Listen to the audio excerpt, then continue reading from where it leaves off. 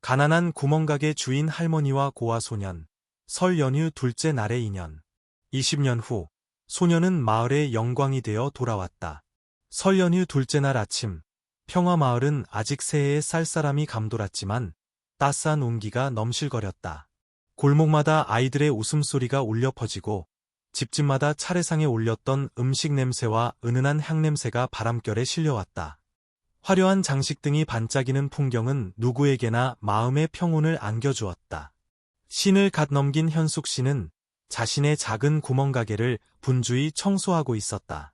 마을 길가에 자리한 낡은 가게는 몇 년 전 남편을 여인 후 그녀의 삶 그 자체였다. 문 위에 걸린 현숙 스퍼라는 낡은 간판은 그녀의 성실함과 강인함을 말해주는 듯했다. 희미한 하늘을 바라보는 현숙 씨의 눈가에 잠시 슬픔이 스쳤다. 마른 몸, 쪽진 머리, 분주히 물건을 정리하는 손길에서 소박하지만 강인한 여성의 모습이 엿보였다. 어려운 형편에도 그녀는 늘 자존심을 지키며 누구에게도 짐이 되려 하지 않았다. 쓰러진 빗자루를 줍던 현숙 씨는 문밖에서 들려오는 희미한 울음소리에 깜짝 놀랐다. 평화로운 설날 풍경 속에서 유난히 도드라지는 작은 울음소리였다. 잠시 귀를 기울이던 그녀는 서둘러 밖으로 나갔다. 가게 처마 밑 바람에 펄럭이는 야른 천막 아래 남루한 옷차림의 마른 소년이 웅크리고 있었다. 추위에 온몸을 떨고 있었고 가늘게 내리는 비에 머리카락은 젖어 흙투성이 얼굴에 달라붙어 있었다. 겁에 질린 듯하면서도 도움을 청하는 듯한 막지만 지친 눈빛으로 소년은 현숙 씨를 올려다보았다. 얘야, 여기서 뭐하니? 현숙 씨가 떨리는 목소리로 물었다. 소년은 대답 대신 고개를 푹 숙이며 작게 말했다. 저는 아무 잘못 안 했어요. 그 말에 현숙 씨는 순간 마음이 덜컥 내려앉았다. 측은함과 함께 여러 생각이 복잡하게 스쳐 지나갔다. 아이 하나 키우는 게 쉬운 일이 아닐 텐데. 나도 넉넉하지 못한 형편에. 과거 어려움 속에서 남을 도우려다 오히려 비난받았던 기억들이 떠올랐다. 현숙 씨는 긴 한숨을 내쉬고는 소년 옆에 쪼그려 앉아 부드럽게 말했다. 일단 안으로 들어가자. 배고프지? 소년을 가게 안으로 데려온 현숙 씨는 찬장에서 설에 쓰고 남은 떡과 음식을 꺼내 소년 앞에 놓아주었다. 처음에는 망설이며 의심 가득한 눈빛을 보내던 소년은 현숙 씨가 괜찮으니 어서 먹어라 하고 부드럽게 말하자 그제야 천천히 음식을 먹기 시작했다. 현숙 씨가 나중에 민준이라고 이름 지어준 이 소년은 천천히 감사함이 서린 눈빛으로 음식을 먹었다. 그 사이 현숙 씨는 소년의 해진 옷 주머니에 달린 낡은 손수건에 눈길이 갔다. 그 위에 정성스레 수놓아진 글자가 선명하게 보여 잠시 놀랐지만 더는 묻지 않았다. 밖에는 비가 점점 굵어지고 있었다. 민주는 불안한 눈빛으로 창밖을 내다보았다. 무언가로부터 도망치고 있는 듯한 모습이었다. 현숙 씨는 작은 식탁 옆에서 웅크리고 있는 소년을 조용히 바라보았다. 마음 한편에는 따스함이 차올랐지만 동시에 내가 잘 해낼 수 있을까? 하는 걱정도 들었다. 하지만 이 아이가 여기까지 온 건 운명이겠지. 그녀는 창밖의 흐릿한 빗줄기를 바라보며 조용히 생각했다. 현숙 씨는 식탁 옆에 조용히 앉아 민준이 잠든 사이 손에 쥐고 있던 이상한 글자가 수놓인 손수건을 바라보았다. 막가게로 데려온 소녀는 먹다 남은 음식 접시 옆에서 곤히 잠들어 있었다. 고른 숨소리가 작은 방 안에 울려 퍼지며 처마 밑에서 들려오는 밤바람 소리와 섞였다. 비는 그쳤지만 현숙 씨의 마음은 여전히 무거웠다. 내가 감당할 수 있을까? 그녀는 한숨을 쉬며 근심 어린 눈빛을 보였다. 다음 날 아침, 첫 햇살이 지붕을 비집고 들어올 때쯤 민준이 천천히 눈을 떴다. 소년의 눈에는 당혹감이 서려 있었지만 옆에서 부드러운 미소로 앉아있는 현숙 씨를 보자 조금씩 마음을 열기 시작했다. 잠시 망설이던 민준은 자신의 이야기를 털어놓기 시작했다. 제가 누군지 잘 몰라요. 민준이 머뭇거리며 말했다. 설 전에 버려졌어요. 아무도 밥을 주지도 재워주지도 않았어요. 추운 겨울날 시장통에서 남은 음식을 주워 먹거나 구걸하러 갔다가 가게 주인에게 욕설을 듣고 쫓겨났던 기억을 떠올리는 듯 소년의 목소리가 떨렸다. 너무 추운 밤에는 버려진 창고 구석에서 몸을 웅크리고 잠을 청하기도 했다. 현숙 씨는 할 말을 잃었다. 민준의 가느다란 손가락이 식탁 모서리를 꽉 쥐고 있었다. 막지만 깊은 상처가 담긴 눈빛. 조용한 고통이 작은 방 안에 퍼져나갔다. 현숙 씨는 민준의 손을 잡으며 부드러운 눈빛으로 말했다. 이제 더는 두려워하지 않아도 된단다. 아줌마가 너를 민준이라고 부를게. 넓고 모든 것을 품어주는 바다처럼 내 새로운 삶의 시작을 의미하는 이름이란다. 민준은 현숙 씨를 바라보았다. 눈빛이 잠시 반짝였지만 이내 다시 고개를 숙였다. 제가 정말 여기 있어도 돼요? 현숙 씨는 그저 미소를 지으며 소년의 헝클어진 머리를 부드럽게 쓰다듬었다. 내가 여기 온 건 하늘의 뜻일 게다. 현숙 씨가 민준을 거두었다는 소식은 금세 평화 마을 전체로 퍼져나갔다. 이웃인 정희 씨는 소식을 듣고 다음날 아침 가게로 찾아왔다. 어머, 현숙 씨, 정말 좋은 일 했네. 애가 참 착해 보여. 분명 하늘이 도울 거야. 정희 씨는 달걀 몇 개와 채소를 건네며 격려했지만 조심스럽게 덧붙이는 것도 잊지 않았다. 근데 언니, 조심해야 해. 이 동네 사람들 모두가 언니 마음을 이해해 주는 건 아니니까. 정희 씨의 말대로였다. 마을에서 돈 좀 있다는 최 사장은 시장에서 현숙 씨를 마주치자 노골적으로 비웃었다. 자기 앞가림도 못하면서 고아까지 데려다 키우다니. 참 딱하군. 악의적인 소문은 빠르게 퍼져나갔다. 어떤 사람들은 현숙 씨가 빚까지 지게 될 거라며 수근거렸다.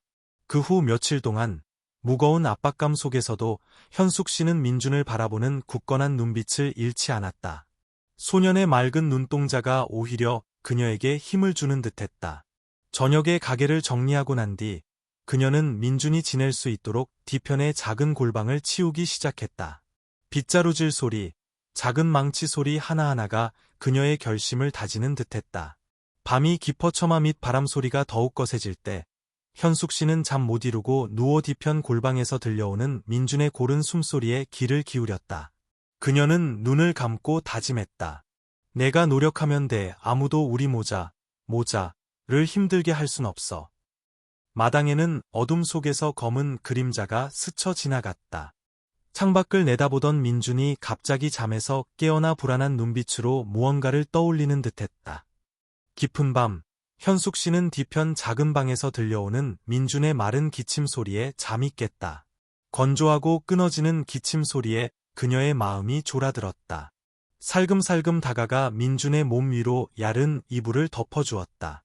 희미한 등잔불 아래 소년의 얼굴은 창백했고 식은땀이 송골송골 맺혀 있었다.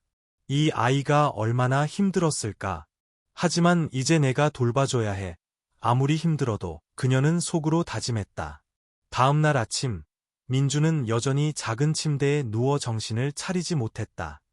이마에 손을 대본 현숙 씨는 소년의 몸이 불덩이처럼 뜨거운 것을 깨닫고 깜짝 놀랐다. 그녀는 서둘러 생강물을 끓이고 물수건을 민준의 이마에 올려주었다. 그리고 찬장을 뒤져 남은 해열제 몇 알을 찾아냈다. 얼마 남지 않은 약과 모아둔 돈을 보며 현숙 씨는 한숨을 쉬며 더 아껴 써야겠다고 다짐했다. 오후가 되어서야 민준이 정신을 차렸다. 멍하니 주위를 둘러보던 소녀는 현숙 씨가 부엌에서 죽을 끓이는 모습을 보고 머뭇거리며 말했다. 아줌마, 저 때문에 돈 쓰셨죠? 죄송해요. 현숙 씨는 돌아보며 따뜻하게 웃어 보였지만 걱정스러운 기색을 감추려 했었다. 내가 얼른 나으면 돼. 너무 신경 쓰지 마라. 넌 이제 우리 식구인데 아줌마가 너 힘들게 놔두겠니? 그 후 며칠은 힘든 시간의 연속이었다. 민준이 회복하려면 약과 영양가 있는 음식이 더 필요했고 집안 살림은 더욱 쪼들렸다. 현숙 씨는 더 일찍 일어나 물건을 준비하고 조금이라도 더 팔기 위해 애썼다. 하지만 마을의 소문은 다시 퍼져나가 상황을 더 어렵게 만들었다.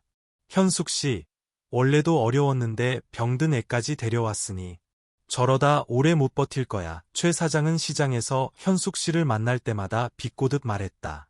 그의 말은 금세 퍼져나가 일부 몰지각한 이웃들은 점차 현숙 씨를 멀리하기 시작했다. 이런 수군거림을 들으면서도 현숙 씨는 묵묵히 끈기 있게 일했다. 하지만 마음속 깊은 곳에서는 호기심 어린 시선과 속삭임 때문에 상처받지 않을 수 없었다. 나는 좋은 마음으로 한 일인데 마을 사람들 모두가 다르게 생각하니 이게 과연 옳은 결정이었을까? 그녀는 스스로에게 물었다. 한편 민주는 현숙 씨의 고단함과 슬픔을 느꼈다. 어느 날 아침 가게의 낡은 저울이 고장 나 손님에게 불평을 듣는 것을 본 민주는 조용히 저울을 살펴보더니 작은 부품들을 하나씩 풀고 다시 조립했다. 현숙 씨가 이를 발견하자 민주는 미소를 지으며 말했다. 예전에 시장에서 아저씨들이 하는 걸 봤어요. 다행히 기억이 나서요. 이제 저울 잘 맞을 거예요. 정말로 저울은 다시 정확하게 작동했고 현숙 씨는 손님들의 불평을 피할 수 있었다. 민주는 계속해서 가게 안에 헐거워진 선반이나 고장난 서랍 자물쇠 같은 것들을 고쳐나갔다. 이런 작은 행동들을 통해 현숙 씨는 민준이 착할 뿐만 아니라 손재주도 매우 뛰어나다는 것을 깨달았다. 그날 밤 현숙 씨가 가게를 정리할 때 민준이 조용히 물었다. 아줌마, 사람들이 저를 싫어하나요? 제가 떠나면 아줌마가 덜 힘드실까요? 현숙 씨는 잠시 말을 잃었다. 마치 민준이 아직 말하지 못한 무언가를 숨기고 있는 듯한 느낌이 들었다.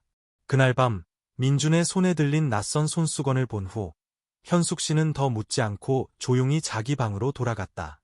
그 손수건 안에는 민준이 아직 털어놓을 준비가 되지 않은 이야기가 담겨 있다는 것만 알 뿐이었다. 소녀는 어느 때보다 평온한 얼굴로 깊이 잠들어 있었지만 현숙 씨의 마음은 여전히 복잡했다. 저 아이에게 어떤 비밀이 있든 내가 지켜줘야 해.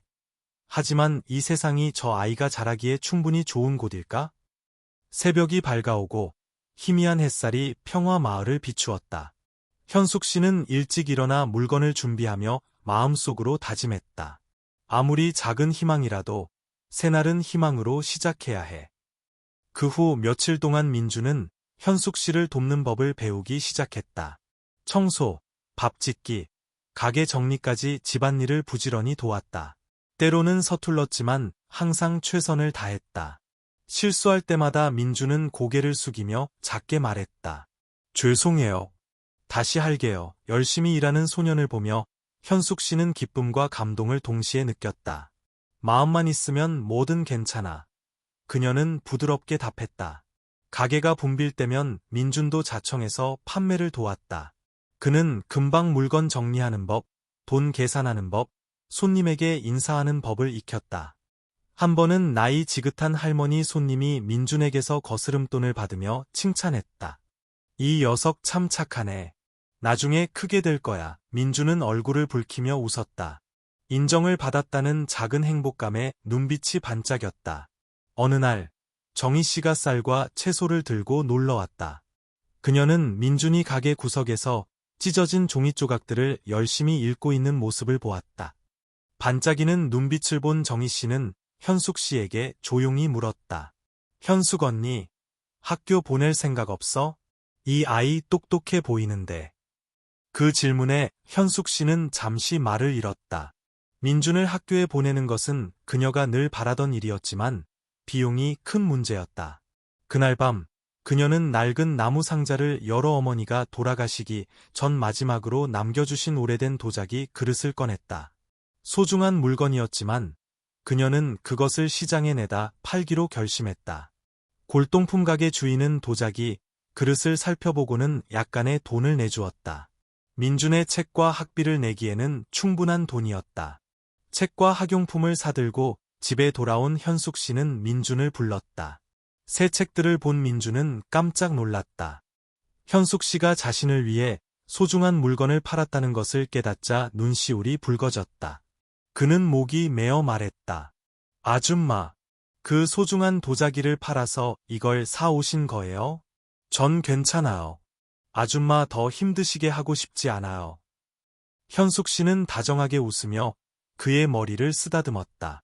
내가 공부해서 더 나은 미래를 가져야지. 아줌마는 내가 행복하고 훌륭하게 자라는 것만으로도 충분하단다. 어느 날 오후 민준이 가게 앞을 청소하고 있을 때 마을의 나이든 목수 강철수 씨가 목과 등유를 사러 들렀다. 그는 낡은 등잔을 들고 와서는 고장나서 아무도 고치지 못한다고 불평했다. 민준이 호기심에 물었다. 제가 한번 봐도 될까요? 강 씨는 처음에는 믿지 못했지만 등잔을 민준에게 건넸다. 잠시 살펴본 후 민준은 능숙하게 등잔을 분해하고 심지를 조절하고 유리관을 깨끗이 닦아냈다. 잠시 후 등잔은 다시 환하게 불을 밝혔고 강 씨는 깜짝 놀랐다. 강 씨는 민준을 유심히 바라보았다. 놀라움과 감탄이 섞인 눈빛이었다. 이 녀석 참 재주가 좋네. 어디서 이런 걸 배웠지? 민준은 그저 겸손하게 웃으며 말했다. 그냥 한번 해봤어요. 그날 이후 강 씨는 민준을 보는 시각을 바꾸었다. 더 이상 그를 소문처럼 쓸모없는 고아라고 생각하지 않게 되었다. 그날 밤 민준이 새 책과 공책을 서랍에 소중히 넣는 동안 현숙 씨는 환하게 빛나는 등잔불 아래에서 그를 바라보았다. 이 작은 희망이 이 아이의 운명을 바꿀 수 있을까? 그녀의 마음속 생각이 다시 떠올랐다. 민준은 그녀를 보며 조용히 말했다. 열심히 할게요. 아줌마 실망시켜드리지 않겠다고 약속해요. 마당에는 민준이 고친 등잔의 불빛이 어두운 하늘을 비추며 마치 다가올 밝은 미래를 예고하는 듯했다. 민준이 고친 등잔의 불빛은 밤새도록 환하게 빛나며 현숙 씨의 작은 가게 한 구석을 밝혔다. 민준은 새 책의 페이지를 열심히 넘기며 희망에 찬 눈빛을 반짝였다. 그 옆에 앉은 현숙 씨는 부드러운 미소를 지었지만 마음속 불안감을 감출 수는 없었다. 이 아이는 똑똑하고 성실하니 꼭 더 나은 미래를 만들어줘야 해. 그녀는 스스로 다짐했다. 민준이 조용히 고개를 들고 작은 목소리로 말했다. 아줌마, 저 내일 학교 가요. 저 때문에 너무 걱정하지 마세요. 소년의 말은 현숙 씨에게 힘을 주었지만 동시에 앞으로 펼쳐질 길에 대한 고민을 불러일으켰다. 학교에 처음 간 날, 민준은 수줍게 교실에 들어서서 조용히 주변 친구들을 살폈다. 현숙 씨가 새로 사준 옷은 소박했지만 깨끗하고 단정했다. 처음에는 몇몇 아이들이 호기심 어린 눈으로 민준을 쳐다봤지만 얼마 지나지 않아 그는 총명함과 성실함으로 깊은 인상을 남겼다. 민준은 공부를 매우 빨리 익혔고 항상 질문에 답하려 했으며 반 친구들을 기꺼이 도왔다. 쉬는 시간에는 대부분 교실에 남아 필기한 내용을 다시 정리하고 한자 한자 되새겼다. 민준의 마음속에는 열심히 공부해서 현숙 아줌마를 자랑스럽게 해드려야 한다는 강한 결심이 있는 듯했다. 몇 달 만에 민준은 반에서 가장 우수한 학생이 되었다. 선생님들은 칭찬을 아끼지 않았다. 어느 날 담임 선생님은 민준이 군 단위 학업 경시대회에 참가할 학생으로 추천되었다고 알렸다. 추천서를 받아 집으로 돌아온 민준은 빛나는 눈빛으로 현숙 씨에게 내밀었다. 아줌마, 제가 해냈어요. 현숙 씨는 미소를 지었지만 눈에는 눈물이 고였다. 그날 밤 그녀는 조용히 작은 함을 열어 모아둔 돈을 세어 민준에게 새 옷 한 벌을 사주었다. 민준이 상을 받는 날 현숙 씨는 강당 뒤편에 조용히 서서 두 손을 모으고 하늘에 감사하는 듯했다. 그녀의 눈은 자부심으로 빛나고 있었다. 마을 전체가 한때 버려졌던 고아 소년에 대한 이야기로 술렁이기 시작했다. 하지만 민준의 성공은 마을에서 부유하지만 질투심 많은 최 사장의 심기를 건드렸다. 그는 험담을 퍼뜨리기 시작했다. 공부 좀 잘하면 뭐해? 저런 고아 녀석이 큰일을 할 수 있을 리가 없지. 결국 빈털터리로 돌아올 거야. 최 사장의 말은 금세 마을 전체로 퍼져나갔다. 소문에 영향을 받은 일부 주민들은 서슴없이 수근거렸다. 현숙 씨가 저 아이한테 저렇게 투자하는데 나중에 뭘 돌려받을 수나 있겠어? 이런 소문은 민준의 귀에도 들어갔다. 한 번은 그가 식탁 구석에 조용히 앉아 슬픈 눈을 하고 있었다. 변화를 알아차린 현숙 씨가 조용히 그의 어깨에 손을 얹었다. 나쁜 말에 신경 쓸 필요 없어. 그냥 열심히 공부하고 착하게 살면 사람들도 결국엔 알아줄 거야. 민준은 고개를 끄덕였다. 눈빛에는 굳은 결심이 서려 있었다. 그날부터 그는 공부뿐만 아니라 현숙 씨를 돕는 일에도 더욱 열심이었다. 어느 날 오후, 민주는 마을 아이들이 낡은 깡통으로 만든 장난감을 가지고 노는 것을 보았다. 그는 재활용품으로 간단하면서도 독특한 장난감을 만들 아이디어를 떠올렸다. 현숙 씨 가게에서 병뚜껑, 나무젓가락, 고무줄 같은 재료들을 찾아낸 그는 꼼꼼하게 부품들을 조립하여 고무줄을 당기면 스스로 움직이는 장난감 자동차를 만들었다. 민준이 그 자동차를 마당으로 가져가자 아이들이 신나서 소리쳤다. 아, 신기하다. 우리도 한번 해보자. 자동차가 마당을 싱싱 달리자 아이들뿐만 아니라 어른들도 감탄했다. 한 아주머니가 놀라움을 감추지 못하고 민준을 보며 말했다. 이 아이 손재주가 정말 좋네. 이런 장난감을 만들다니 누가 알았겠어? 그 칭찬에 민준의 마음이 설렜다. 그는 살며시 미소를 지었고 눈빛에는 희망이 반짝였다. 그날 밤 민준은 장난감 자동차를 손에 들고 희망에 찬 눈빛으로 현숙 씨를 바라보았다. 아줌마, 저는 더 신기한 것들을 많이 만들고 싶어요. 고아도 큰일을 할 수 있다는 걸 사람들에게 보여주고 싶어요. 현숙 씨는 민준의 머리를 쓰다듬으며 미소 지었지만 마음속에는 여전히 걱정이 스쳤다. 이 세상이 저 아이의 꿈에 날개를 달아줄 만큼 충분할까? 마당에는 민준이 고친 등잔의 불빛이 여전히 밝게 빛나며 마치 앞으로 펼쳐댈 미래를 비추는 듯했다. 그날 밤 민준은 직접 만든 장난감 자동차에서 떠오른 새로운 아이디어에 여전히 몰두해 있었다. 그는 종이에 희미한 형상들을 부지런히 그려나갔고 눈빛은 즐거움으로 반짝였다. 현숙 씨는 가까이 앉아 민준을 주위에 깊게 바라보았다. 자랑스러움과 동시에 불안감이 마음속에 스며들었다. 이 아이는 정말 똑똑해. 기회만 있다면 분명 성공할 텐데. 내가 그 길을 지켜줄 힘이 있을까? 그녀는 속으로 생각했다. 밖에서는 바람이 처마 밑을 힝힝 불며 등잔불을 흔들었다. 평화로워 보이는 풍경이었지만 무언가 불안한 기운이 감돌고 있었다. 다음날 아침 가게 문을 열었을 때 현숙 씨는 몇 가지 물건이 없어진 것을 발견했다. 나무 상자 속에 잔돈 약간, 식용유 몇 병, 설탕 한 봉지, 쌀 한 포대. 뒤쪽 창문은 살짝 열려 있었고 땅에는 낯선 발자국이 찍혀 있었다. 현숙 씨는 망연자실하게 서 있었다. 마음이 무겁게 가라앉았다. 없어진 물건들이 큰 돈은 아니었지만 그녀가 하루하루 아껴 모은 미천이었다. 민준이 집안에서 나오다가 현숙 씨의 걱정스러운 얼굴을 보고 물었다. 아줌마, 무슨 일 있어요? 가게 물건을 도둑 맞았나 보다. 민준아. 현숙 씨가 떨리는 목소리로 답했다. 도난 소식은 순식간에 마을 전체로 퍼져나갔다. 사람들은 웅성거리며 온갖 추측을 내놓았다.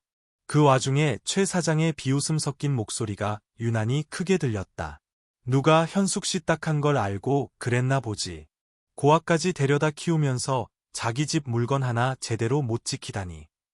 이 말은 현숙 씨의 마음을 아프게 했을 뿐만 아니라 민준에게도 자신이 모든 문제의 원인인 것처럼 느끼게 했다. 마을 사람들 몇몇은 민준을 비난하기 시작했다. 평소 게으르다고 여겨지던 가난한 아이, 지훈이를 지목하는 사람도 있었다. 틀림없이 지훈이 짓이야. 그 애가 맨날 현숙 씨 가게 주변을 어슬렁거렸잖아. 지훈이가 불려와 추궁당했다. 아이는 겁에 질린 눈으로 필사적으로 부인했지만 더듬거리는 말투는 사람들의 의심을 더욱 키웠다. 사람들 사이에 서 있던 민준이 앞으로 나섰다. 그의 목소리는 또렷하고 단호했다. 증거도 없이 함부로 남을 탓해서는 안 돼요. 지훈이가 안 했다고 하잖아요. 몇몇 사람들이 잠시 멈칫하며 놀란 눈빛을 보냈지만 최 사장은 즉시 비꼬았다. 내가 똑똑한 척하는 거냐? 어른들 일에 끼어들지 마라. 민준은 더 이상 논쟁하지 않았다. 그는 가게 주변의 흔적들을 주위에 깊게 살폈다. 부드러운 흙 위에 찍힌 작은 발자국, 근처에 버려진 낡은 밧줄 조각. 잠시 생각에 잠긴 그는 현숙 씨에게 말했다. 아줌마, 제가 단서를 좀 더 찾아볼게요. 지훈이가 한 짓이 아닐 거라고 믿어. 그날 오후, 민준은 발자국을 따라 강철수 씨네 헛간까지 갔다.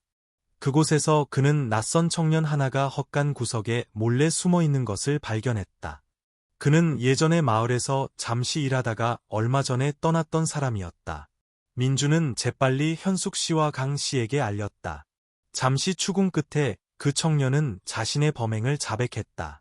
진실이 밝혀지자 지훈이를 성급하게 비난했던 사람들은 모두 부끄러워했다. 민주는 지훈이를 보며 부드럽게 말했다. 이제 괜찮아. 우리가 서로 믿고 힘을 합치면 이런 억울한 일은 없을 거야.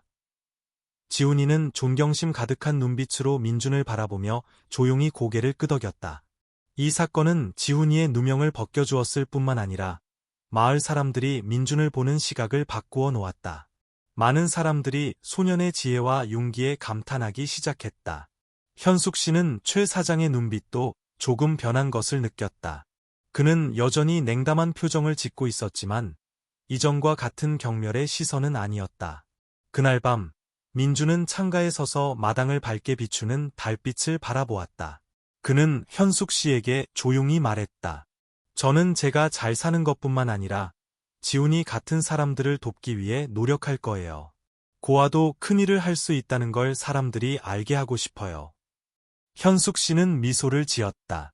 눈빛에는 희망이 가득했다. 이 아이는 분명 크게 될 거야. 그녀는 속으로 생각했다. 도난 사건 이후 평화마을 주민들이 민준을 보는 시선은 달라졌다. 한때 무시당했던 고아 소녀는 이제 똑똑하고 마음씨 착한 아이로 이야기되었다. 아침에 현숙 씨가 가게 문을 열면 몇몇 이웃들이 물건을 사러 들렀다. 그들은 더 이상 거리낌 없이 친근하게 대화를 나누었고 때로는 민준의 안부를 묻기도 했다. 아이가 저렇게 착하니 언니는 정말 복받았네. 정희 씨가 칭찬했다. 현숙 씨는 미소를 지었지만 마음속에는 여전히 민준이의 착한 마음이 사람들을 감동시킨 걸까? 아니면 내가 정말 예전처럼 외롭지 않게 된 걸까? 하는 생각이 맴돌았다. 마당에서는 민준이 여전히 낡은 선반을 꼼꼼하게 수리하고 있었다. 얼굴에는 소박하지만 굳건한 기쁨이 어려 있었다. 그 후 며칠 동안 마을 사람들의 도움은 점차 현숙 씨에게 큰 힘이 되었다. 마을의 목수 강철수 씨는 가장 먼저 변한 사람 중 하나였다. 어느 날 오후 그는 나무 조각들과 수리 도구들을 가져왔다. 그 녀석 참 대단해. 내가 부자는 아니지만 가게의 낡은 것들 고치는 건 좀 도와줄 수 있어. 필요한 거 있으면 언제든 말하시오. 민주는 기쁨을 감추지 못하고 달려와 강 씨를 도와 오래되어 헐거워진 가게 문을 능숙하게 고쳤다. 강 씨는 감탄 어린 눈빛으로 민준을 바라보며 속으로 생각했다. 이 녀석 정말 보통이 아니야. 정희 씨도 자주 들러 쌀이나 채소, 때로는 생활용품들을 가져다 주었다. 현숙 언니, 민준이가 저렇게 똑똑하니 나중엔 정말 달라질 거야. 내 말 믿어봐. 이런 따뜻한 말들은 힘든 시기를 보내는 현숙 씨에게 큰 힘이 되었다.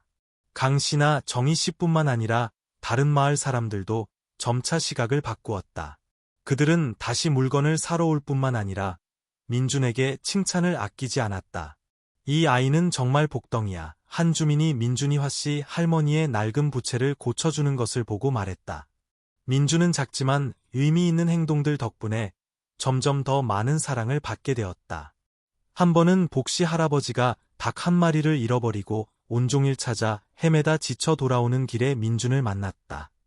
민준은 재빨리 주위를 둘러보고 진흙 위에 찍힌 발자국을 따라갔다. 잠시 후 그는 덤불 속에 갇혀있는 닭을 찾아냈다. 내가 정말 우리 집 은인이구나. 복씨 할아버지가 감격에 찬 눈빛으로 말했다. 민준은 또한 마을 아이들과 자주 어울리며 재활용 재료로 장난감 만드는 법을 가르쳐 주었다. 단순하지만 창의적인 장난감들은 아이들의 환호성을 자아냈다. 현숙 씨와 민준의 정은 날이 갈수록 깊어졌다. 민준은 현숙 씨를 어머니처럼 여길 뿐만 아니라 그녀를 돕기 위해 최선을 다했다. 어느 날 저녁, 민준은 경시대회 상금으로 몰래 작은 꽃다발을 사왔다. 그는 쑥스러워하며 식탁 위에 꽃을 놓으며 작게 말했다. 아줌마가 저를 위해 너무 많은 걸 해주셨어요. 아줌마가 기뻐하셨으면 좋겠어요. 현숙 씨는 민준을 바라보았다. 마음속에 사랑이 넘실거렸다. 내가 바로 아줌마에게 가장 소중한 선물이란다. 내가 잘 사는 것만으로도 아줌마는 만족한단다. 하지만 모든 사람이 같은 마음은 아니었다. 어느 날, 최 사장이 가게에 들러 비웃으며 말했다. 저 녀석 똑똑해 봤자 거기서 거기지. 가난한 놈이 뭘 큰일을 하겠어? 최 사장의 말은 현숙 씨와 민준의 마음속에 막 피어나던 기쁨에 찬물을 끼얹는 듯했다. 하지만 이번에는 민준이 피하지 않았다. 그는 최 사장을 똑바로 쳐다보며 부드럽게 웃었다. 남들이 어떻게 생각하든 상관없어요. 제가 최선을 다하면 언젠가는 증명해 보일 거예요. 최 사장은 잠시 멈칫했지만 그저 흥 하고 콧방귀를 끼고는 가버렸다. 그날 밤 희미한 등잔불 아래에서 현숙 씨는 조용히 앉아 책을 읽는 민준을 바라보았다. 민준이 고개를 들었다. 그의 눈빛은 마치 내면에 불꽃이 타오르는 듯 밝게 빛났다. 아줌마, 저는 정말 큰일을 해서 아무도 더 이상 고아라고 무시하지 못하게 하고 싶어요. 현숙 씨는 고개를 끄덕였지만 마음속에는 여전히 불안감이 스쳤다. 앞으로의 길이 저 아이에게 순탄할까? 마당에는 달빛이 온 마을을 비추며 마치 새로운 미래가 기다리고 있음을 알리는 듯했다. 민주는 계속해서 공부하고 현숙 씨의 가게 일을 도왔다. 그는 마치 작은 햇살처럼 근심 많았던 현숙 씨의 삶을 조용히 비추었다. 하지만 얼마 전 최 사장이 했던 말은 쉽사리 지워지지 않는 그림자처럼 그녀의 마음속에 맴돌았다. 똑똑해도 가난하면 뭘 큰일을 하겠어? 어느 날 오후, 민준이 책을 읽고 있을 때 군청에서 나온 교육 담당자가 찾아왔다. 그는 조심스럽게 봉인된 편지 한 통을 가져왔다. 현숙 씨는 떨리는 마음으로 편지를 열었다. 축하합니다. 기하는 시에 있는 특목고 전액 장학생으로 선발되었습니다. 편지를 읽는 그녀의 눈이 빛났다. 현숙 씨는 편지를 손에 꼭 쥐었다. 가슴은 자랑스러움으로 가득 찼지만 동시에 말하기 어려운 슬픔도 살짝 느껴졌다. 현숙 씨가 편지를 민준에게 건네자 그는 글자들을 보며 자신의 눈을 믿을 수 없다는 듯했다. 아줌마, 제가 정말 해낸 거예요? 제가 정말 도시로 공부하러 갈 수 있는 거예요? 현숙 씨는 미소를 지었다. 눈빛은 부드러웠지만 불안감이 숨겨져 있었다. 넌 그럴 자격이 있어, 민준아. 이건 내가 더 큰 꿈에 다가갈 기회란다. 그날 밤, 현숙 씨는 나무 식탁 옆에 앉아 희미한 등잔불 아래 가지런히 놓인 장학증서를 바라보았다. 그녀는 고개를 숙이고 손수건 끝을 꼭 쥐었다. 아이가 성공했으니 기뻐해야 하는데, 하지만 이제 나를 떠나 멀리 갈 테지. 그 길이 아이에게 순탄할까? 곁에 아무도 없을 때 다가올 시련들을 견뎌낼 수 있을까? 여러 생각이 마음속에서 소용돌이쳤다. 민준이 들어와 그녀의 깊은 생각에 잠긴 눈빛을 보았다. 아줌마, 왜 안 주무세요? 저 때문에 걱정하시는 거죠? 현숙 씨는 깜짝 놀라며 살며시 미소 지었다. 아니야. 다만 내가 어디에 있든 돌아올 곳이 있다는 걸 항상 기억하렴. 민주는 장학증서를 꼭 쥐었다. 기쁨과 걱정이 동시에 밀려왔다. 하지만 제가 가면 아줌마는 어떻게 해요? 누가 아줌마를 도와드려요? 현숙 씨는 부드럽게 민준의 머리를 쓰다듬었다. 아줌마 걱정은 하지 마라. 내가 공부 잘하고 잘 살면 그것만으로도 아줌마는 행복하단다. 안심시키는 말에도 민준은 여전히 불안했다. 자신을 온 마음으로 사랑하고 보살펴준 사람에 대한 깊은 애정이 마음속에 자리 잡고 있었다. 민준이 장학금을 받았다는 소식은 금세 평화 마을 전체로 퍼져나갔다. 사람들이 민준을 축하하러 찾아왔다. 정희 씨는 과일 바구니를 가져왔고 현숙 씨 손에 작은 돈 봉투를 쥐어주며 말했다. 아이가 길 떠나는데 보태 쓰라고요. 걱정 말아요. 멀리 가서 꼭 성공할 거예요. 강철수 씨는 작은 조각칼을 가져와 민준의 손에 쥐어주었다. 이거 잘 간수해. 가서 누구한테도 기죽지 말고. 심지어 마지못해 하는 기색이 역력했지만 최 사장도 한마디 했다. 똑똑하면 증명해 보여. 이 마을 망신시키지 말고. 민주는 감격하며 모든 사람에게 고개 숙여 감사했다. 그 격려의 말들은 마음속 불안감을 이겨내는 작은 불씨가 되어주었다. 떠나기 전날 밤, 민주는 현숙 씨와 함께 작은 부엌에 앉아 있었다. 그는 처음 만났던 날, 차가운 비가 내리던 설 연휴 둘째 날 아침 가게 처마 밑에서의 기억을 떠올렸다. 아줌마. 만약 그날 아줌마가 저를 집으로 데려오지 않으셨다면 저는 아마 오늘까지 살아있지 못했을 거예요. 그는 목이 메어 말했다. 아줌마가 저를 구해주셨고 가족을 만들어 주셨어요. 절대 잊지 않을 거예요. 현숙 씨는 민준의 손을 살며시 잡았다. 그녀의 목소리는 따뜻했다. 내 스스로의 노력으로 자신을 구한 거란다. 아줌마는 그저 길을 안내해 주었을 뿐이야. 그날 밤, 현숙 씨는 방 한구석에서 꼼꼼하게 남은 천 조각들을 이용해 작은 주머니를 만들었다. 한 땀 한 땀 정성껏 바느질하며 속으로 생각했다. 이 주머니가 내가 어디에 있든 너에게 가족이 있다는 것을 항상 기억하게 해줄 거야. 다음 날 아침, 그녀는 민준에게 그 주머니를 주었다. 안에는 너는 엄마의 자랑이란다라고 적힌 작은 쪽지가 들어있었다. 민준은 주머니를 열고 쪽지를 읽었다. 눈물이 그렁그렁 맺혔다. 아줌마, 아줌마 기대에 어긋나지 않을게요. 이별의 날이 마침내 다가왔다. 마을을 떠나기 전 민준은 현숙 씨 집의 조상님께 절을 올렸다. 그는 지난 시간 동안 현숙 씨가 베풀어준 사랑과 희생을 마음 깊이 느꼈다. 버스 터미널에서 현숙 씨는 민준의 손을 꼭 잡았다. 눈에는 눈물이 글썽였지만 목소리는 굳건했다. 무슨 일이 있어도 아줌마는 항상 널 믿고 사랑한다는 걸 기억하렴. 잘 지내야 한다, 민준아. 민준은 눈물을 참지 못하고 현숙 씨를 꼭 껴안았다. 아줌마도 제 어머니세요. 아줌마가 저를 위해 해주신 모든 것을 절대 잊지 않을 거예요. 옆에 서 있던 정희 씨가 민준의 어깨를 두드리며 작게 말했다. 민준아, 멀리 공부하러 가지만 여기를 잊지 마라. 온 마을 사람들이 내가 돌아올 날을 기다릴 거야. 민준은 굳은 결심에 찬 눈빛으로 고개를 끄덕였다. 돌아올 거예요. 이곳에 더 좋은 것들을 가지고 올게요. 버스가 움직이기 시작하며 민준을 평화로운 고향 마을에서 멀리 데려갔다. 차창 너머로 민준은 길가에서 손을 흔드는 현숙 씨의 작은 모습을 계속해서 바라보았다. 버스 안에서 민준은 현숙 씨가 준 천 주머니를 열어 작은 쪽지의 글씨를 어루만졌다. 그의 마음은 결심으로 가득 찼다. 아줌마 기대에 어긋나지 않을 거야. 꼭 해내서 언젠가 돌아와 아줌마를 더 자랑스럽게 해드릴 거야. 마을에 남은 현숙 씨는 가게 앞에 서 있었다. 마음은 슬펐지만 눈빛에는 희망이 빛나고 있었다. 민준은 도시에 도착하여 도전으로 가득하지만 희망 넘치는 새로운 여정을 시작했다. 붐비는 거리, 높은 빌딩, 낯선 얼굴들 앞에서 그의 심장은 세차게 뛰었다. 평화 마을에서는 현숙 씨가 텅 빈 식탁 옆에 홀로 앉아 있었다. 이제 식사는 혼자 해야 했다. 맞은편의 빈 의자는 그녀가 느끼는 공허함을 매일 상기시켰다. 그녀는 매일 민준의 편지를 기다렸다.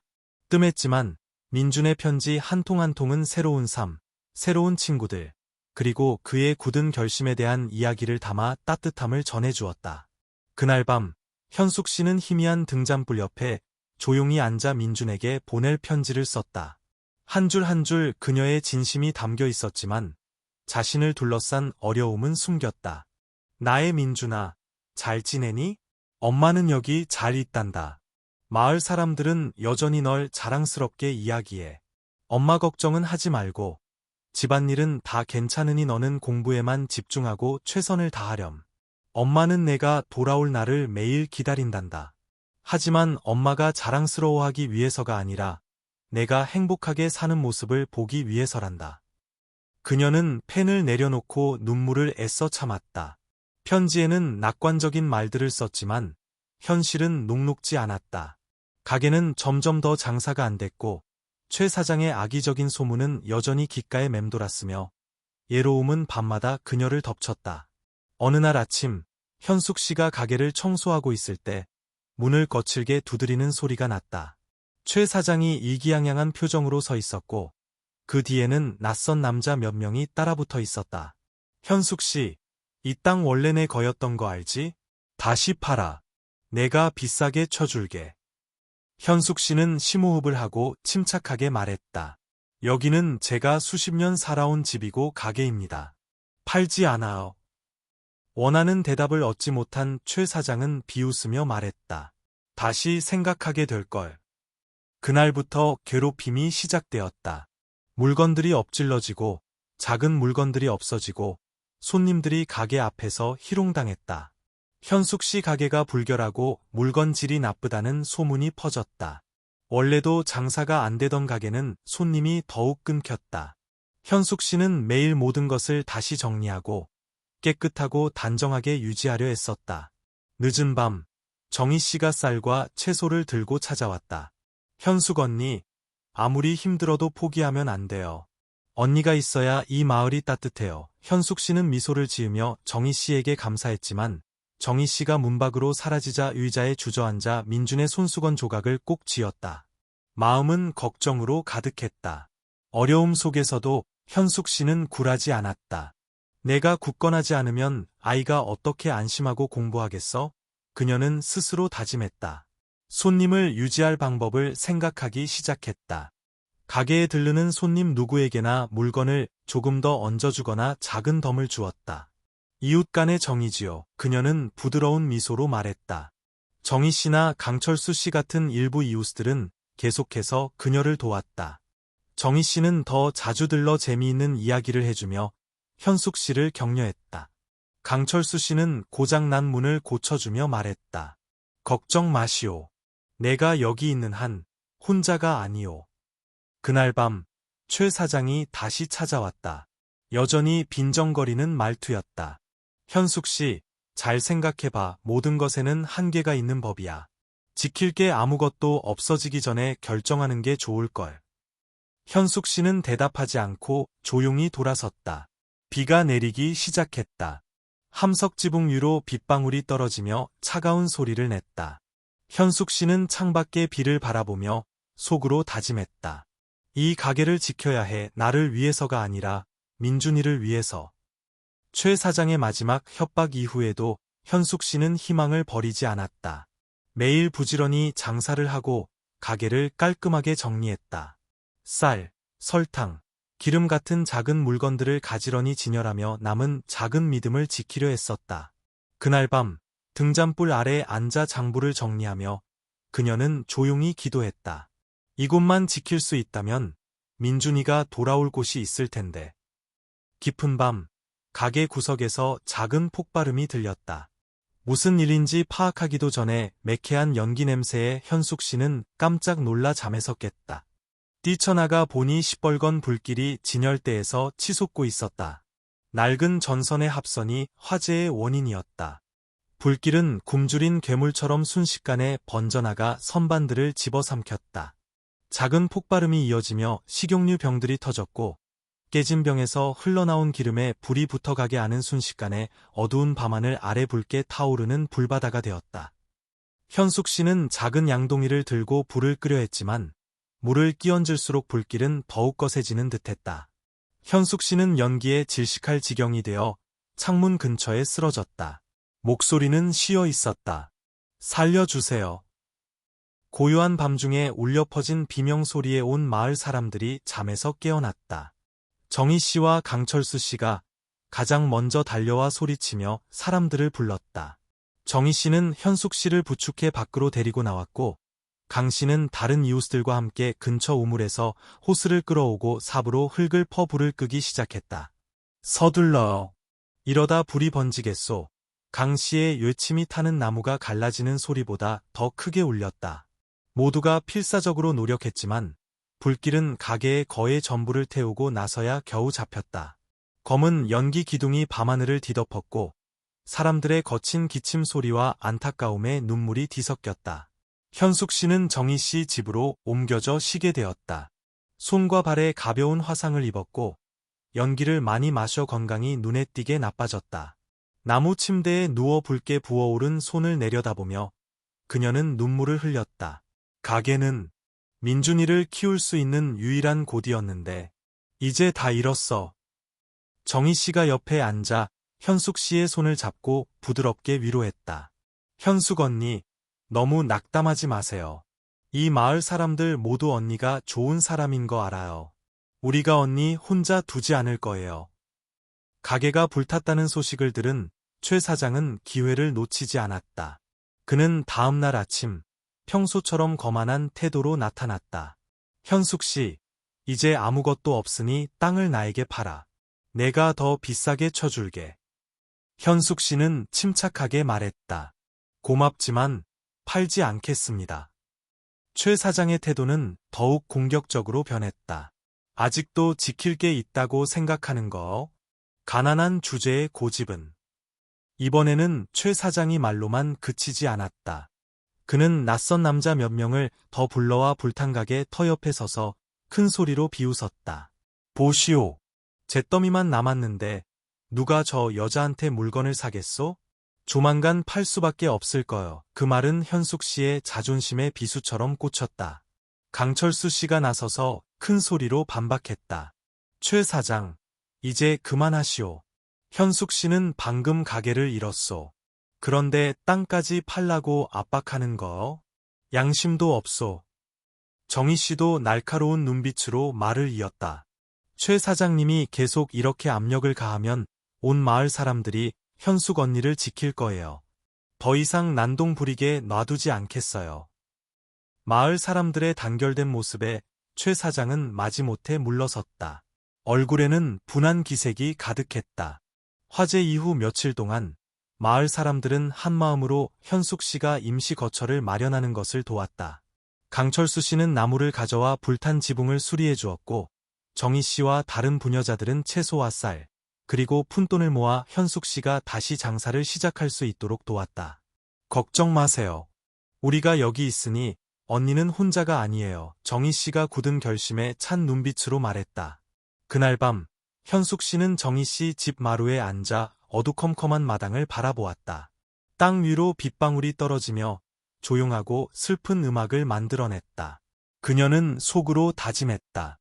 포기할 수 없어. 민준이가 돌아올 곳이 필요해. 같은 시각, 도시에서 민준은 정희 씨로부터 모든 상황을 전해들은 편지를 받았다. 급하게 쓰인 글자들을 읽는 그의 마음이 졸아들었다. 걱정과 함께 굳은 결심이 솟아올랐다. 아줌마 혼자 이겨내시게 두지 않을 거예요. 정희 씨의 편지를 받아든 민준은 한 글자 한 글자 읽으며 가슴이 미어지는 듯했다. 정희 씨의 설명 속에서 그는 현숙 씨가 단 한 번의 불평 없이 꿋꿋하게 어려움에 맞서고 있는 모습을 떠올렸다. 아줌마는 나를 위해 너무 많은 것을 희생하셨어. 민준은 스스로 다짐했다.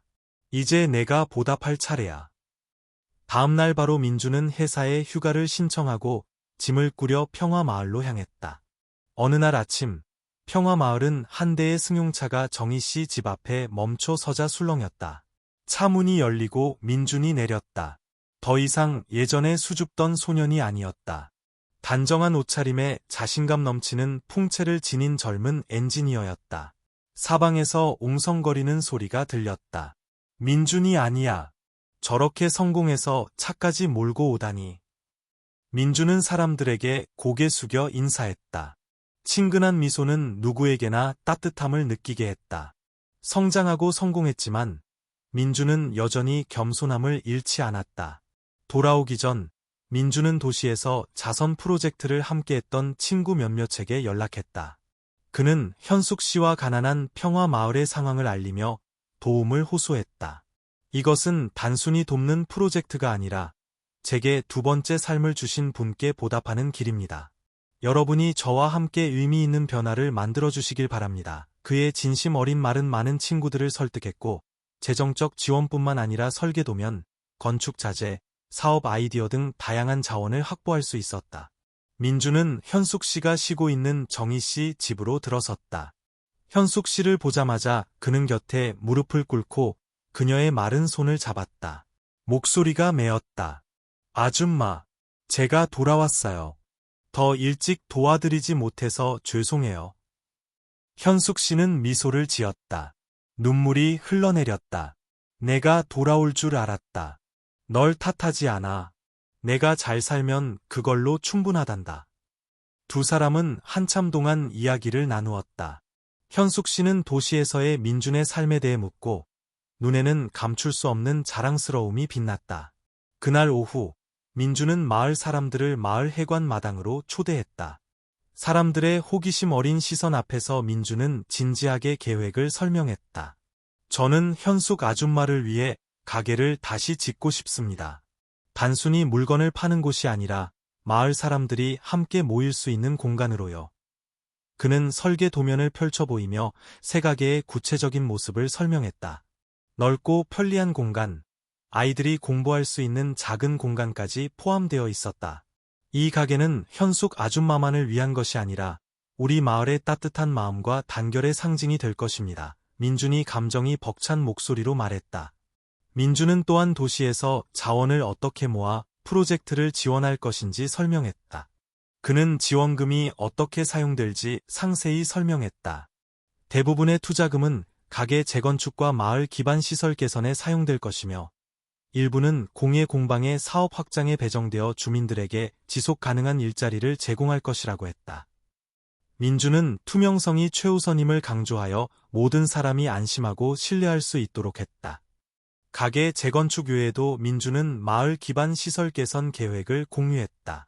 그는 진흙탕길을 포장하고 깨끗한 물을 위한 공동 우물을 파고 밤에 주민들이 안전하게 다닐 수 있도록 가로등을 설치할 계획이라고 밝혔다. 이 말을 듣자 사람들은 박수를 치며 환호했다. 눈빛이 밝게 빛났다. 민준이는 정말 우리 마을의 자랑이야. 그날 밤 강철수 씨와 단둘이 이야기를 나누던 중 민준은 뜻밖의 질문을 했다. 아저씨께 돈을 보내서 아줌마를 도와드리려고 했는데 왜 받지 않으셨어요? 강 씨는 고개를 저으며 침울한 목소리로 말했다. 자네 어머니는 자존심이 아주 강한 분이야. 아무리 어려워도 스스로 이겨내려고 하지. 자네에게 짐이 되기 싫어했어. 민준은 목이 메었다. 아줌마는 평생을 저를 위해 희생하셨어요. 더 이상 고통받으시게 할 수 없어요. 그날 밤 작은 집에서 민준은 현숙 씨와 식탁에 마주 앉았다. 그는 그녀의 손을 잡고 부드럽게 말했다. 아줌마, 이번에는 제가 아줌마를 위해 무언가 하게 해주세요. 아줌마는 제게 모든 것을 주셨어요. 이제 제가 보답할 차례예요. 현숙 씨는 미소를 지었다. 눈빛에는 자랑스러움과 희망이 빛나고 있었다. 마을 회의가 끝난 후 민준은 현숙 씨 집으로 돌아왔다. 마음은 복잡했다. 두 번째 어머니와 재회하게 되어 안도감을 느꼈지만 가장 힘든 순간에 그녀 곁에 있지 못했다는 깊은 자책감이 계속해서 밀려왔다. 현숙 씨는 민준의 눈빛에서 모든 것을 읽은 듯 여전히 예전처럼 부드러웠다. 그녀는 꾸짖는 대신 조용히 자리를 정리하고 민준에게 저녁 식사를 먼저 하라고 했다. 모든 것이 마음속 무거운 짐이 되기 전에. 소박한 저녁 식사, 단둘이 마주 앉은 자리에서 민준은 갑자기 젓가락을 내려놓았다. 그는 현숙 씨를 바라보았다. 눈가가 붉어졌고 목소리가 메었다. 아줌마, 죄송해요. 아줌마가 가장 필요로 하실 때 제가 여기 없었어요. 저는 정말 쓸모없는 놈이에요. 민준은 고개를 숙였다. 눈물이 흘러내렸다. 제 자신을 용서할 수가 없어요. 제가 더 일찍 돌아왔다면 가게는 불타지 않았을 거고 아줌마는 이렇게 고생하지 않으셨을 텐데. 현숙 씨는 미소를 지었다. 눈빛에는 사랑이 가득했다. 그녀는 거친 손을 민준의 어깨에 얹고 부드러운 목소리로 말했다. 얘야, 자책하지 마라. 아줌마는 내가 잘 살고 성장하는 것 외에는 아무것도 바라지 않았단다. 어려움은 다 지나가는 법이야. 내 마음이 무겁지 않으면 그걸로 된 거란다. 그녀의 목소리는 민준의 마음을 달래주는 듯했다. 좋은 날들은 아직 앞에 있단다. 과거만 돌아보며 현재와 미래에 할 수 있는 일을 잊지 말아라. 민준은 한참 동안 조용히 앉아 있었다. 기억들이 밀려왔다. 처음 현숙 씨에게 거두어졌던 날들, 그녀가 정성껏 잘라주던 설 음식, 아플 때마다 이불을 덮어주던 손길, 비 오는 저녁에 들려주던 이야기들. 아줌마는 제게 가족을, 제가 한 번도 가져보지 못했던 집을 주셨어요. 민준이 떨리는 목소리로 말했다. 아줌마가 희생하신 모든 것에 어떻게 보답해야 할지 모르겠어요. 현숙 씨는 부드럽게 웃었다. 눈에는 눈물이 그렁그렁 맺혔다. 내가 바로 아줌마가 가진 가장 멋진 것이란다. 내가 성장하고 잘 사는 모습을 보는 것이 아줌마에게 가장 큰 선물이야. 그녀는 민준의 손을 꼭 잡고 말을 이었다. 후회 속에 살지 마라. 앞을 보고 의미 있는 일을 하렴. 그것만이 아줌마의 희생을 의미 있게 만드는 유일한 방법이란다. 현숙 씨의 말은 마치 비처럼 민준의 영혼을 비추며 모든 죄책감을 씻어주었다. 여러 날 만에 처음으로 민준은 마음이 가벼워지는 것을 느꼈다. 그는 미소를 지으며 단호하게 말했다. 제가 가진 모든 것을 다해 아줌마를 돕고 마을 전체를 도울 거예요. 이곳이 제가 속한 곳이고 제 가족이에요. 현숙 씨는 고개를 끄덕였다. 눈빛에는 믿음이 어려 있었다. 나는 항상 널 믿는단다. 너는 아줌마의 자랑일 뿐만 아니라 이 평화마을 전체의 빛이야. 그날 밤 민주는 등잔불 아래 책상에 조용히 앉아 있었다. 그는 펜을 들고 작은 수첩에 새로운 아이디어들을 빠르게 스케치했다. 이건 단순히 가게 하나를 다시 짓는 문제가 아니야. 민주는 스스로 다짐했다. 아줌마와 이 마을 전체를 위해 더 큰 일을 해야 해. 그의 눈빛은 결의에 차 밝게 빛났다. 현숙 씨와의 감동적인 대화 후 민주는 평화마을의 모습을 바꾸기 위한 계획에 착수했다. 그는 도시에서 이전 프로젝트를 함께하며 자신을 믿어주었던 친구 몇몇에게 메시지를 보냈다. 민준의 호소는 열렬한 지지를 얻었고 며칠 만에 그는 오랫동안 꿈꿔왔던 큰 프로젝트들을 실행하는 데 필요한 자금을 확보했다. 민준이 가장 먼저 시작한 일은 마을 중심가 근처에 작은 학교를 짓는 것이었다. 그는 평화마을 아이들이 더 이상 진흙탕길을 힘들게 걷거나 몇 시간씩 걸어서 학교에 가지 않기를 바랐다. 공사가 시작되자 마을 분위기는 그 어느 때보다 활기차졌다. 민주는 흙먼지를 뒤집어 쓰는 것을 마다하지 않고 주민들과 함께 벽돌을 나르고 시멘트를 섞고 벽에 페인트를 칠했다. 활기찬 노동 분위기 속에서 웃음소리가 끊이지 않았다. 학교가 완공되던 날, 첫 입학식이 온 마을 사람들의 기대 속에서 열렸다. 희망 배움터라는 글자가 새겨진 교문 앞에 서서 민주는 벅찬 감동으로 말했다. 이 학교는 오늘날의 아이들만을 위한 것이 아니라 다음 세대를 위한 희망의 씨앗을 뿌리는 곳입니다. 아이들은 환호하며 민준이 준비한 새 책들을 꼭 껴안았다. 멀리서 현숙 씨는 조용히 눈물을 훔치며 자신의 양아들을 자랑스럽게 바라보았다. 민준아, 너는 내 자신의 운명뿐만 아니라 이곳 수많은 아이들의 삶까지 바꾸어 놓았구나. 어느 날 아침, 어려운 시절 현숙 씨를 도왔던 정희 씨가 공예 공방에 들렀다. 그녀는 감격하며 민준에게 말했다. 이 공방 덕분에 내가 돈을 벌어서 우리 애들 책 사줄 수 있게 됐어. 이 나이에 내가 일자리를 갖게 될 줄은 몰랐네. 민준은 미소를 지으며 자신의 노력이 정말 긍정적인 변화를 가져왔음을 느꼈다. 또 다른 날에는 나이든 목수 강철수 씨도 민준에게 말했다. 자네 공방 덕분에 나도 일거리가 생겼을 뿐만 아니라 마을 아이들에게 내 기술을 가르쳐줄 기회까지 얻었네. 이런 일을 하게 될 줄은 꿈에도 몰랐어.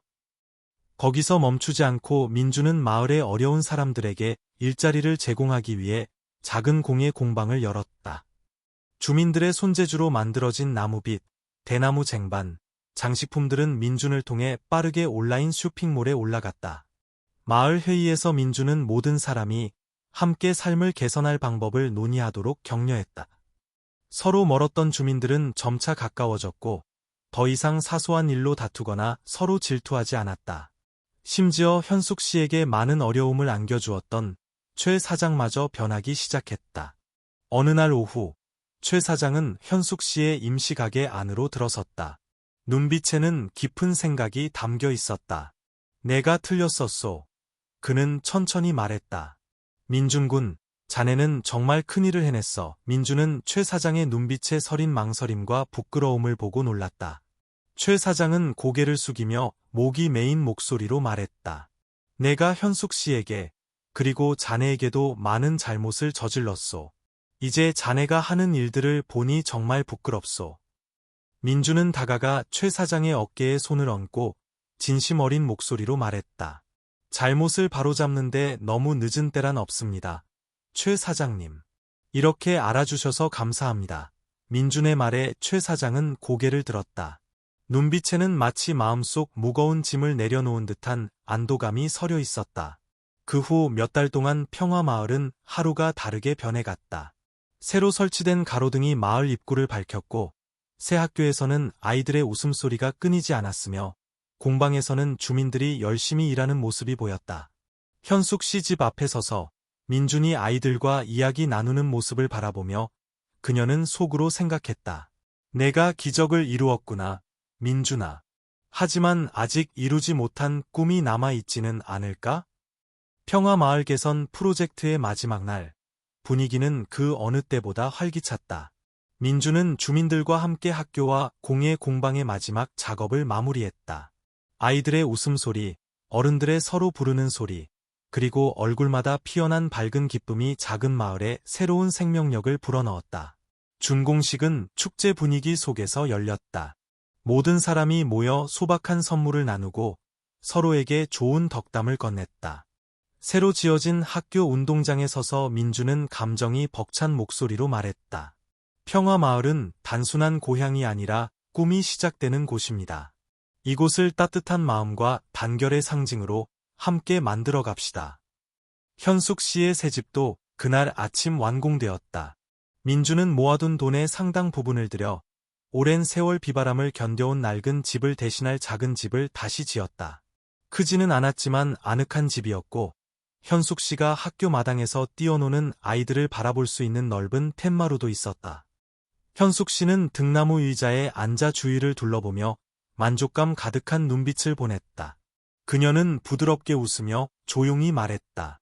내 인생에 더 이상 후회는 없다. 내가 감히 꿈도 꾸지 못했던 일들을 해냈구나. 민준이 다가와 현숙 씨의 어깨에 손을 얹었다. 아줌마가 제게 모든 것을 주셨어요. 아줌마가 없었다면 저도 오늘날 없었을 거예요. 현숙 씨는 민준을 바라보았다. 눈에는 눈물이 그렁거렸지만 사랑이 가득했다. 내가 바로 내 가장 아름다운 꿈이었단다. 그날 저녁, 민준과 현숙 씨는 나무 식탁에 마주 앉아 이야기를 나누었다. 민준은 지역의 다른 농촌 마을까지 지원 모델을 확장할 계획에 대해 이야기했다. 그는 말했다. 아줌마가 제게 해주신 것들을 더 많은 사람들에게 전하고 싶어요. 평화 마을뿐만 아니라 다른 곳들도 변화할 기회를 가졌으면 좋겠어요. 현숙 씨는 고개를 끄덕였다. 눈빛에는 자랑스러움과 믿음이 빛났다. 따뜻한 마음은 가장 귀한 유산이란다. 내가 그것을 나누면 계속해서 영원히 퍼져나갈 거야. 민주는 현숙 씨의 손을 살며시 잡고 밝게 빛나는 학교 쪽을 바라보았다. 하지만 아줌마, 이 길은 이제 시작일 뿐이에요. 제게는 아직 이루지 못한 꿈들이 많아요. 저는 더 멀리 나아가 아줌마가 가르쳐주신 따뜻한 마음의 빛을 필요한 곳에 전할 거예요. 현숙 씨는 그를 바라보았다. 눈빛에는 희망이 넘실거렸다. 나는 널 믿는다, 민준아. 너는 해낼 거야. 평화마을은 이제 단결과 인간애의 모범이 되었다. 예전의 수군거림과 오해는 사라지고 그 자리를 웃음소리, 서로 나누는 눈빛, 그리고 서로 돕는 행동들이 채웠다. 황혼이 내려앉고 황금빛 햇살이 논밭과 새로 닦인 마을 길 위에 펼쳐졌다. 학교 운동장에서는 아이들이 제잘거리며 뛰어노는 소리가 들려왔다.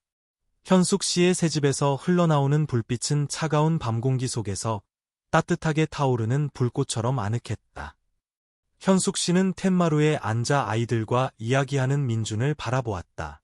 마음속에는 기쁨과 희망이 가득했다. 그녀의 마음속 목소리가 이야기를 마무리하며 울려 퍼졌다. 내 삶은 작은 불씨에 불과했지만 내가 그것을 환한 등불로 만들었구나. 항상 기억하렴.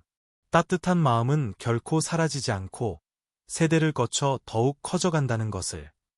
이 감동적인 이야기의 끝까지 함께 해주셔서 감사합니다. 설 연휴 둘째 날 아침, 고아 소년 민준을 거두었던 현숙 할머니의 모습부터 20년 후 민준이 마을의 영광이 되어 돌아오기까지의 여정을 통해 우리는 사랑의 힘뿐만 아니라 따뜻한 마음과 끈기가 운명과 공동체를 어떻게 바꿀 수 있는지 보았습니다.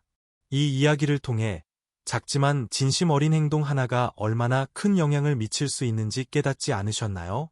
우리 삶 속에서 누군가를 도왔던 경험, 그리고 그 도움이 현숙 할머니처럼 세상을 밝히는 환한 등불이 될 수 있었던 순간은 없었는지 함께 생각해 봅시다. 따뜻한 마음은 값을 매길 수 없는 유산이라는 메시지에 대해 어떻게 생각하시나요? 아래 댓글에 여러분의 생각을 공유해 주세요.